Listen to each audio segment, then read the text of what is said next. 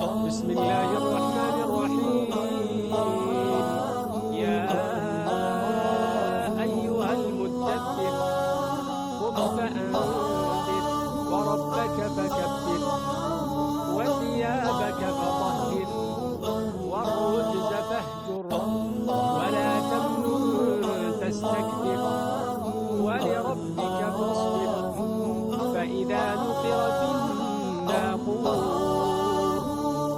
فذلك يومئذ يوم عسير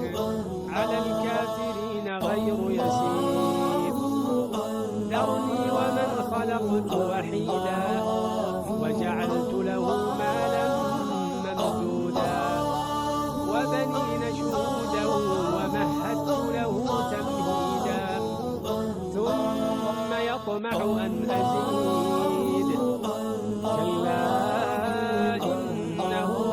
لآياتنا عنيدا سأرهقه صعودا إنه فكر وقدر فقتل كيف قدر ثم قتل كيف قدر ثم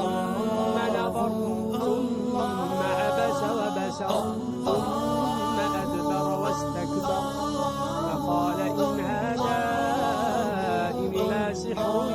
يؤثر إن هذا إلا قول البشر سأصليه سقر وما أدراك ما سقر لا تبقي ولا تذر لواحة للبشر عليها 19 وما جعلنا أصحاب النار إلا ملائكة وما جعلنا عدتهم إلا فتنة للذين كفروا ليستيقن الذين أوتوا الكتاب ويزداد الذين آمنوا إيمانا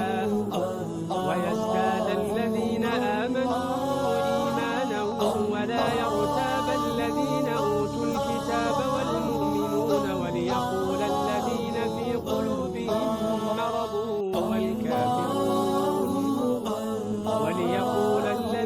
في قلوبهم مرض والكافرون ماذا أراد الله بهذا مثلا كذلك يضل الله من يشاء ويهدي من يشاء وما يعلم جنود ربك إلا هو وما هي